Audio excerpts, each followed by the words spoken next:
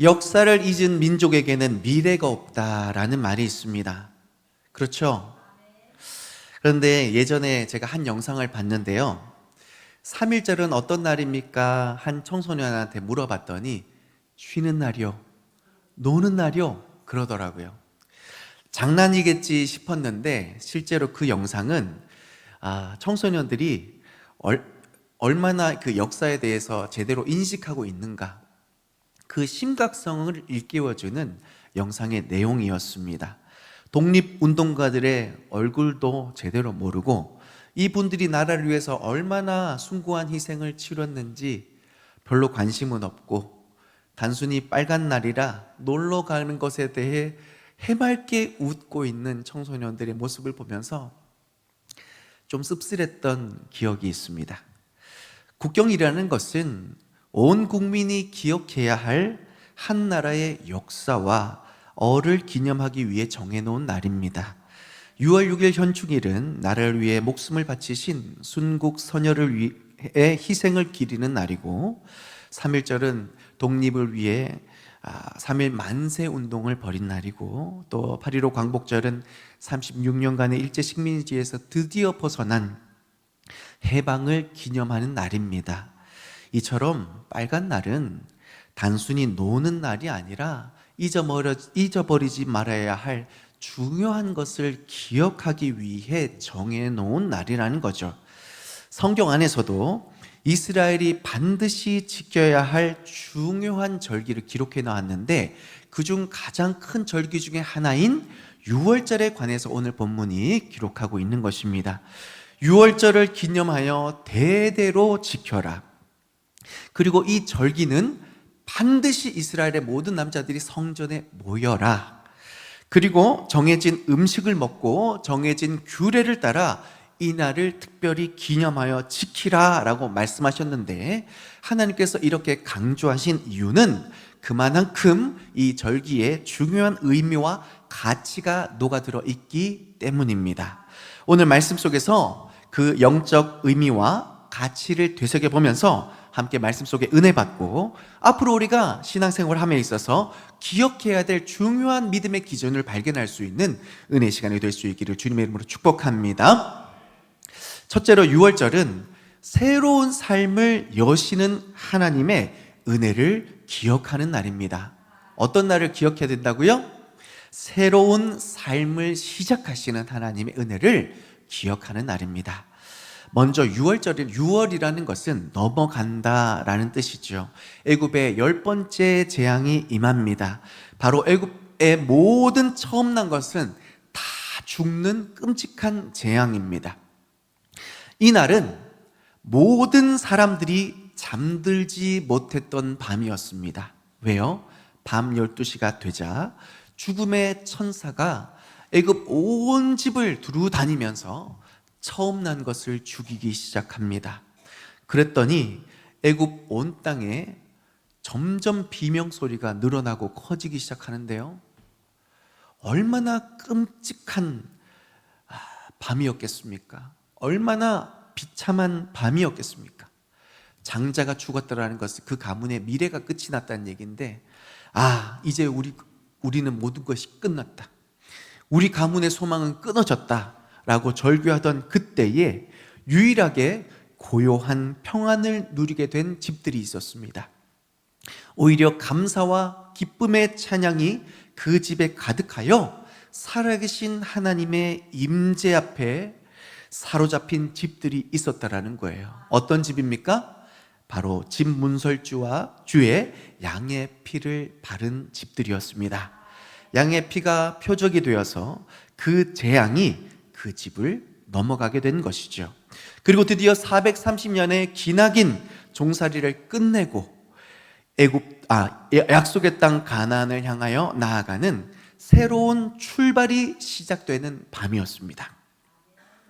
따라서 6월절은 곧 새로운 시작이요, 승리의 날이요, 약속의 땅을 향하여 기대와 소망을 품게 되는 새로운 출발을 이루시는 하나님의 사랑이, 그 특별한 계획이 온전히 묻어난 날입니다.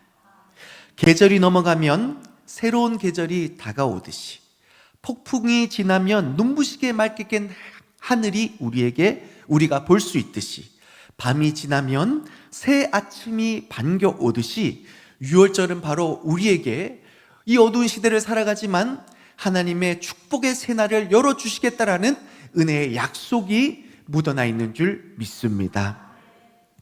그래서 하나님은 이 약속을 기념하기 위해, 기억하게 하기 위해 한 해의 첫 시작을 6월절 1월로 삼으라 라고 명령하셨습니다.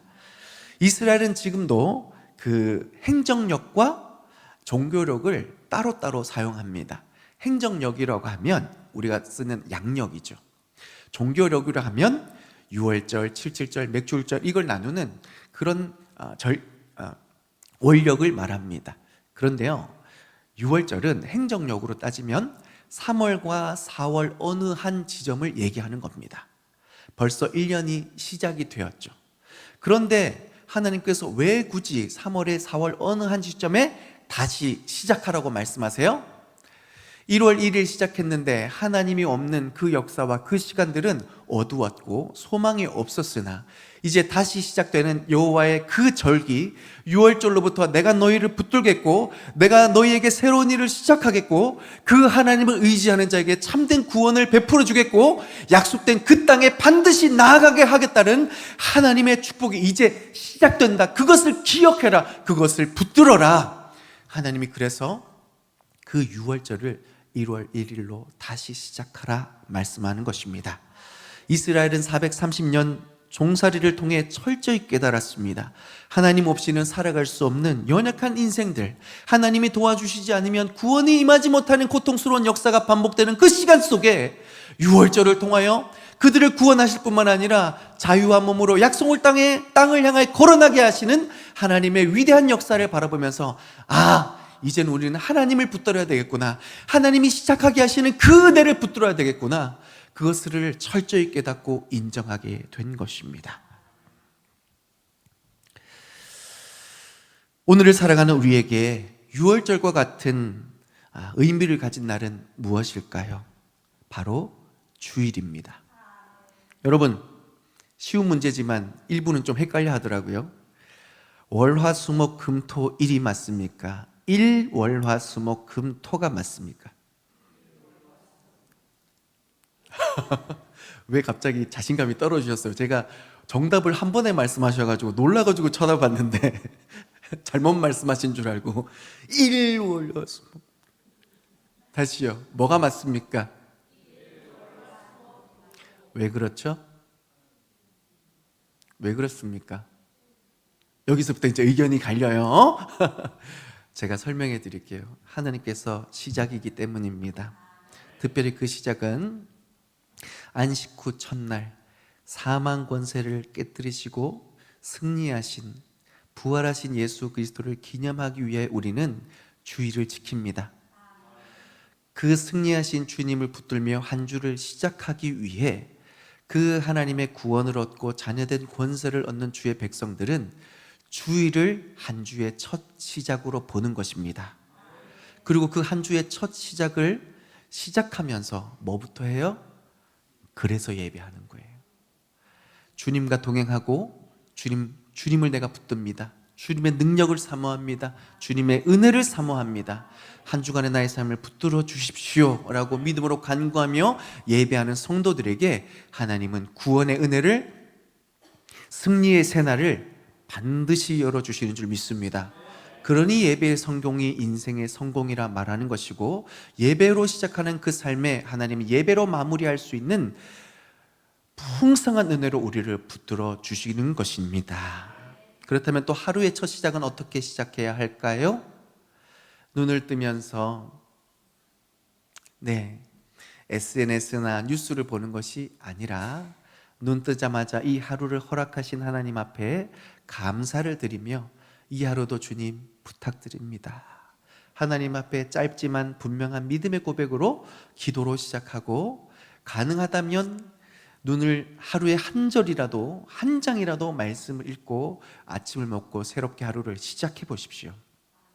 그날의 예비된 은혜를 우리가 누리며 그날의 다시 오지 않을 그날에 하나님의 은혜를 누리며 기쁨과 감사를 고백하게 될 줄 믿습니다. 둘째로 유월절은요, 우리를 구원해 주신 하나님의 전적인 은혜를 기념하는 날입니다. 여러분, 제가요 지금까지 살아오면서 죽을 뻔한 적이 몇 번 있습니다. 사실 이 얘기는 부끄러운 얘기니까 너그러이 양해하시고 들어주시길 부탁드립니다. 왜 그랬냐? 쓸데없는 저의 용기 때문이었습니다. 만용이라고 하죠. 중고등학교 때요, 시골에서 살다 보니 물놀이를 어디로 가냐면 캡이나 이런 데가 없지요. 농촌에는 뭐 얕은 데는 개울가고 깊은 데는 저수지였습니다. 제 친구들은 수영을 잘했어요. 그래서 저수지로 놀러를 갔습니다. 저는 수영을 하지 못했습니다. 그러나 쓸데없는 자존심이 있었죠. 친구들이 저수지를 샥 멋지게 헤엄쳐 건너는데 쓸데없이 제가 나도 한번 건너보겠다라는 생각을 품게 되었습니다. 그 생각을 결단으로 행동으로 옮겼는데 주변을 둘러보니 비치볼이라고 하죠. 물놀이 할 수 있는 공을 잡고 발을 동동 굴러봤더니 몸이 뜨더라고요. 그때는 제가 몸이 이렇게 육중하지 않았거든요. 그래서 가벼웠는지라 동동 구르니 몸이 뜨는 겁니다. 용기가 납니다. 저거 건널 수 있을 것 같다. 그래서 통동동 구르며 공을 끌어안고 저수지의 거의 중간에 다다랐는데 수영을 할 줄 몰랐던 저는 점점 힘이 풀려져 갔던 겁니다.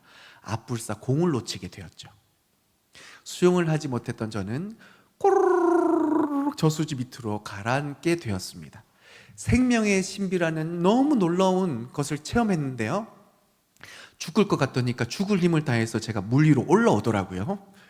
꼬르륵 내려가는데 수영할 줄 몰랐던 제가 살고자 발버둥 치니까 물 위로 올라와요. 그래서 살려주세요! 하고 그 한마디 비명을 내지르고 또 꼬르륵 내려가는 거죠. 요거 몇 번 반복하니까 진짜 죽겠는 거예요. 근데 그 순간에 그 소리를 듣고 동네 형이 진짜 수영 제일 잘하거든요. 쫙 해서 저에게 다가와요. 제가 그걸 봤습니다. 소망을 발견했어요. 그래서 이러고 있는데 형이 거의 다 도착했어요. 그래서 형한테 손을 탁 내뻗었는데 형이요, 저를 물에 푹 담그는 거예요. 이제 곧 죽겠는데 물을 담그는 거예요. 여러분 아시죠? 왜 그랬는지. 왜 그래요? 힘이 남아있으면 이 형을 붙잡거든요. 둘 다 죽는 겁니다. 그랬더니 푹 담가서 힘이 빠진 저를 이렇게 딱 안고 쫙 이렇게 가는데 얼마나 멋있는지. 근데요, 가만히 생각해 봤더니 여러분, 이게 복음인 겁니다. 설명해 드릴게요. 저기 이단 얼굴 쳐다보지 말고요. 이게 복음입니다. 이게 세례예요. 어떤 의미에서는 이게 세례예요. 어떤 의미에서는 이게 복음 이후에 우리가 붙들어야 될 삶의 방향성입니다. 왜 복음인 줄 아세요? 우리가 죄로 죽을 수밖에 없었다라는 것을 깨닫게 될 때 복음이 임하게 되죠. 야, 나 죽네! 했는데 살아난 거예요. 이게 세례입니다. 주님, 저는 죄인입니다. 주님 없이는 나에겐 소망이 없습니다. 나를 내려놓고 물에 푹 꺼져갈 때 주님이 건져주신 거죠. 구원 위의 삶도 마찬가지입니다. 나를 내려놓고 주님을 붙들고 의지했을 때에 살 소망 가운데 주님이 실수함 없이 인도해 가시는 거죠. 아멘이십니까? 제가 어린 마음에 가만히 생각했더니 와, 이때 벌써 제가 복음을 경험했던 겁니다. 여러분, 가만히 한번 생각해 보세요. 애굽 전역에 죽음의 공포가 도사리고 있었습니다. 심지어 이집 저 집에서 아들 이름을 부르며 비명을 지릅니다. 그 아들 이름이 누굴까요? 첫째. 이 집안의 미래를 짊어진 첫째. 누구야! 부르는데 저 집 망한 겁니다. 누구야! 이름 부르는데 저 집도 망한 겁니다. 누구야! 그 옆에 집도 망한 겁니다.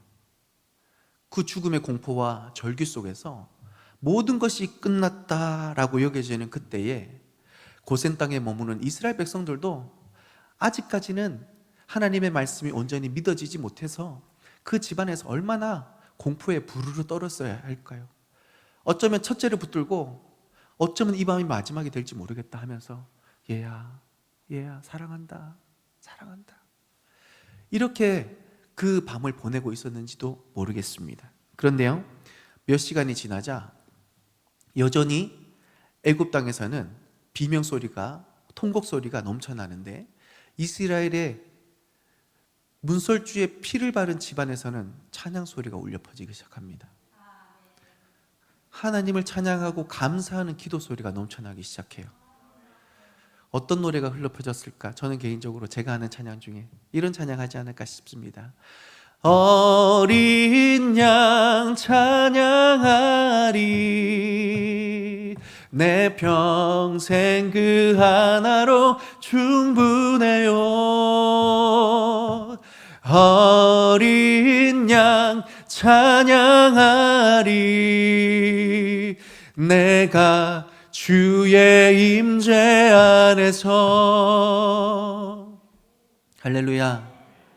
다 죽어가고 비명을 외치는데 주님이 나를 붙드시니 우리가 산 겁니다. 소망이 있는 겁니다. 그러니 내가 그동안 돈이 중요하다고 생각했는데, 건강이 중요하다고 생각했는데, 자식이 중요하다고 생각했는데, 이 죽음의 바다 앞에 내가 살 길은 예수밖에 없구나. 그것을 발견하면서 오직 그 맘에 그 어린 양의 피를 붙들며 진짜 소망을 이스라엘 사람들이 발견하게 되지 않았겠습니까? 사랑하는 성도 여러분, 재앙이 임하던 그날 밤 모든 사람들이 함께 목격했을 것입니다. 돈이 많았던 그 집, 돈이 죽음을 막아주지 못하더라고요.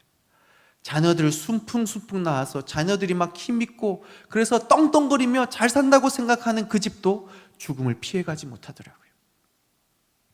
나름 애굽에서 능력이 있어서 한 자리 차지하고 와 부럽다라고 여겨지는 그 집의 권력조차도 죽음을 피하지 못하더라고요.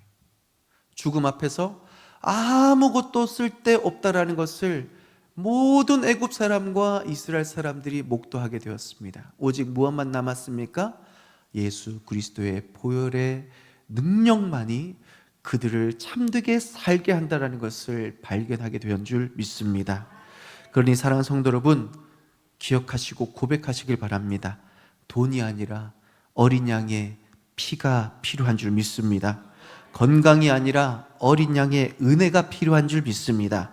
자녀가 아니라 오직 예수 그리스도의 구원이 우리에게 가장 우선순위가 되어야 한다는 것을 믿음으로 고백하시기를 바랍니다. 세상에 그 어떤 것도 보혈의 은혜가 없이는 다 의미 없고 썩어지고 사라지게 될 것임을 믿으십니까? 젊은 사자는 썩은 고기를 먹지 않는다라는 말이 있습니다. 이 말은 진짜 썩어진 고기를 먹지 않는다는 얘기가 아니라 썩고 사라지고 없어질 것에 성도는 마음을 빼앗기지 않는다라는 것을 설명하기 위한 말입니다. 사랑하는 성도 여러분, 우리가 하나님이 주시는 영생이 있는데 젊은 사자가 썩은 고기를 먹는 것 같이 썩어질 것에, 없어질 것에, 변할 것에 마음을 빼앗기며 전전긍긍하고 있는 그런 모습은 아닌지 우리의 현재의 삶을 점검해 볼 수 있기를 바랍니다. 썩은 고기를 먹는 것이 아니라 살아있는 싱싱한 고기를 먹으면서 그 삶을 허락하신 하나님 앞에 역동적이고 생동감이 넘치고 감사와 활력이 넘치는 삶으로 하나님 앞에 영광이 되는 삶을 살아가시기를 주님의 이름으로 축복합니다. 그러려면 우리가 온전히 먼저 죽어지고 내 안에 예수께서 살아 역사하셔야 하는 것입니다. 주님을 온전히 믿고 의지하게 될 때에 그 구원의 능력이 우리를 붙들고 하나님의 새 일을 이루어 가실 수 있게 되는 것이죠. 우리 모두는 이 땅의 삶을 살아가면서 잘 살아가고 싶은 욕심들이 분명히 있습니다. 그래서 돈도 필요해, 건강도 필요해, 자녀가 잘 됐으면 좋겠어. 그런 욕심들이 분명히 들 테지만 아니요, 오직 예수 안에 우리의 삶은 더 위대하고 풍성한 삶을 살아가게 될 줄 믿습니다. 때로는 피할 수 없는 고난 앞에서도 우리는 그 고난을 통하여 오히려 더 하나님의 놀라운 사랑과 그 능력을 발견하는 은혜의 삶을 살아가게 될 줄 믿습니다. 이것을 제가 어떻게 잘 설명할 수 있을까 고민하다가 지갑을 발견했어요. 그래서 그 지갑을 열었더니 5만 원짜리가 보여요. 이야, 저 부자예요. 수표는 없었어요. 5만 원짜리가 보입니다. 여러분, 5만 원 맞죠? 부러우세요? 왜 이게 5만 원이라고 확신하세요? 증거가 뭐예요? 써져 있고. 더 중요한 거. 아니죠. 더 중요한 게 있어요. 뭐예요? 여러분, 이게 잘 안 보이실지 모르겠는데 한국은행 총재라고 도장이 찍혀져 있어요. 그리고 이렇게 보면 사임당 누님이 보여요. 이렇게 보면 이게 부인할 수 없는 5만 원의 가치입니다. 그렇죠? 예수 그리스도께서 그의 피값으로 우리를 구원하셨다는 것은 우리는 더 이상 썩어지고 죽어질 인생이 아니라 영원히 사는 인생으로 인쳐주신 줄 믿습니다. 죽을 죄인으로 지옥에 가는 삶이 아니라 영원한 천국에서 영원을 꿈꾸며 안식하는 인생으로 하나님께서 도장을 찍어주신 줄 믿습니다. 그렇다면 우리는 어떤 삶을 살아가든지 우리의 삶은요, 주님의 핏값으로 사셨으니 우리는 예수님짜리 인생이 된 거예요. 5만 원짜리가 아니라 값으로 매길 수 없는 보배로운 인생으로 거듭나게 된 줄 믿습니다. 그런데요, 우리가 예수를 믿으면서도 불구하고 삶의 여러 가지 무게와 환난과 고난을 만납니까? 안 만납니까? 만납니다. 자녀가 나를 열받게 하죠. 속상하게 하죠. 속을 썩입니다. 그래서 삶이 막 조금씩 구겨져요.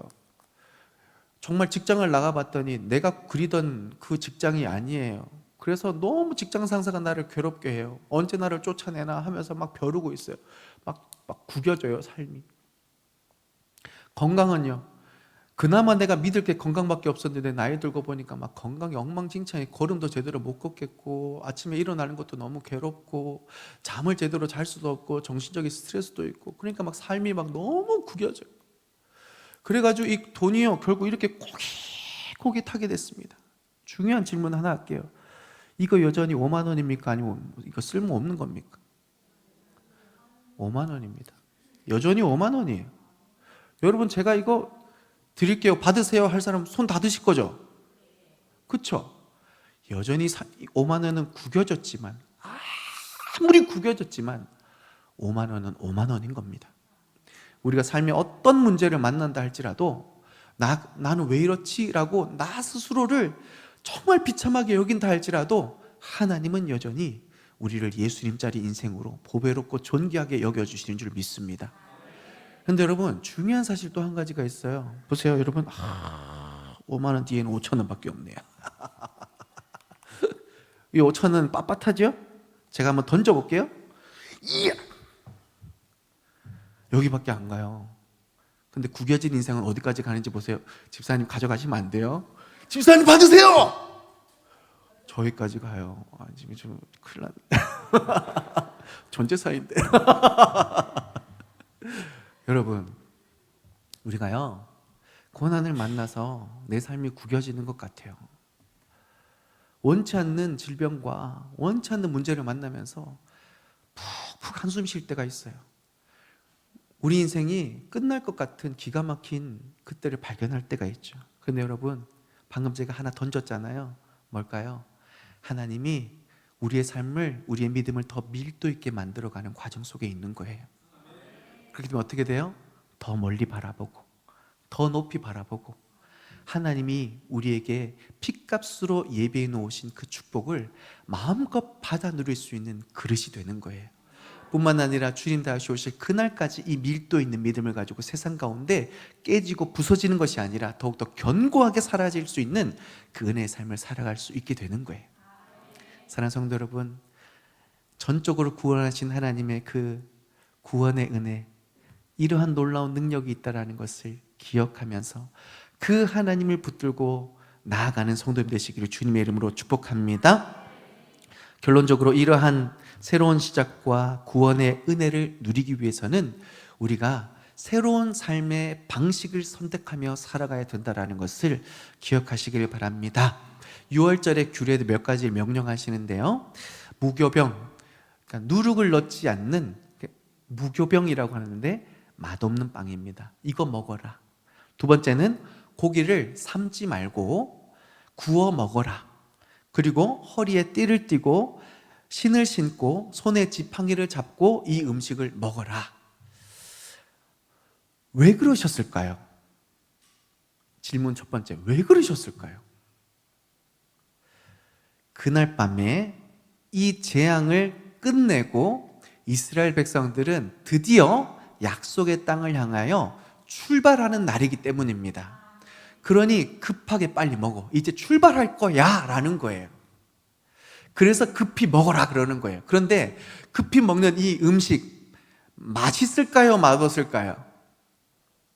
안 먹어봐서 모르겠지만 여러분, 누룩 안 들어갔다는 얘기는 파리바게뜨에 파는 빵은 아니라는 거예요. 중국에 진짜 저도 안 먹을 것 같은 그런 빵이 무교병이라는 거예요. 이거 나라를 비하한 것 같아서 죄송합니다.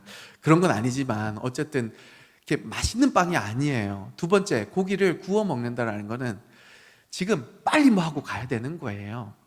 네, 결과적으로 불편한 겁니다. 손에 지팡이 잡고 옷 다 입고 신발 신고 뭐 먹으라. 불편하죠.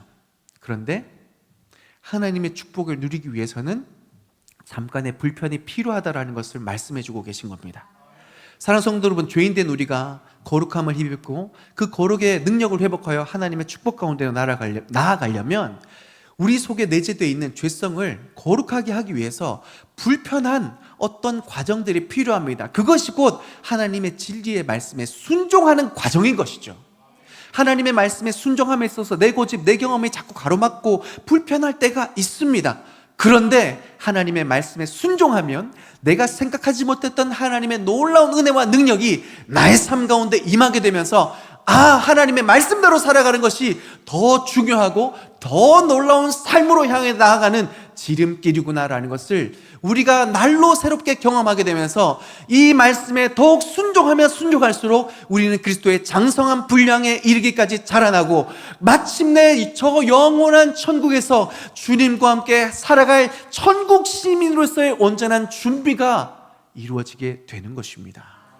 따라서 사랑하는 성도 여러분, 우리가 구원받았죠. 구원의 이 놀라운 은혜 우리가 방금 경험했습니다. 깨달았습니다. 구원 이후의 삶도 만만치 않게 우리의 삶 가운데 펼쳐지게 될 텐데 그 은혜를 누리기 위해서는 하나님의 말씀에 불편하지만 순종할 수 있는 믿음의 결단이 있기를 소망합니다. 머뭇머뭇하지 마시고 주저하지 마시고 하나님께서 어떻게 순종하래요? 급히 행하래요. 급히 행하라는 게 뭐예요? 내 생각할 시간 없다. 네 경험 미루어 볼 시간 없다. 말씀이 믿어지면 아멘해라. 하나님께서 우리 안에 믿음의 양심을 주셨어요. 믿어지게 하셨잖아요. 믿어지게 하시면 재지 마세요. 마음에 감동을 주시면 재지 마세요. 하나님이 그 밤에 역사하십니다. 그 불편한 상황 속에서 믿음으로 결단했더니 그 밤에 출애굽시키시잖아요. 우리가 하나님의 일을 어떻게 가늠합니까? 어떻게 이해할 수 있습니까? 다만 아는 것은 말씀 가운데 신실하신 하나님이 우리에게 가장 선한 것을 주시는데 그렇다면 우리에게 필요한 건 순종인 거죠. 그러한 순종으로 믿음의 열매를 맺으며 구원 이후에 더 놀랍고 아름다운 삶을 살아가시는 주님의 성도들 되시길 주님의 이름으로 축복합니다. 말씀을 정리합니다. 역사를 잊은 민족은 미래가 없습니다. 하나님의 은혜를 잊은 성도의 삶도 마찬가지입니다. 우리 주님이 내게 행하신 일을 기억하고 그 은혜 가운데 일생토록 더 깊어지는 믿음, 더 풍성한 은혜의 삶을 살아가기 위해 오늘 말씀 속에서 6월절을 기념하라 라고 명령하셨어요. 6월절은 새로운 시작을 허락하신 하나님의 은혜임을 기억하시길 바랍니다. 또한 죄와 사망에서 우리를 구원하셨을 뿐만 아니라 예수님짜리 인생으로 구원 이후에 세상의 어떤 유혹과 핍박 앞에서도 점점 더 아름다워지고 깊어지고 풍성한 삶을 살아가게 하시려는 하나님의 놀라운 은혜의 약속인 줄 믿습니다. 그러니 이 삶을 누리기 위해 마지막으로 우리는 급하게 재지 말고 하나님 말씀에 순종하면서 이 은혜와 축복을 누리며 나아가시는 성도님 되시길 주님의 이름으로 축복합니다.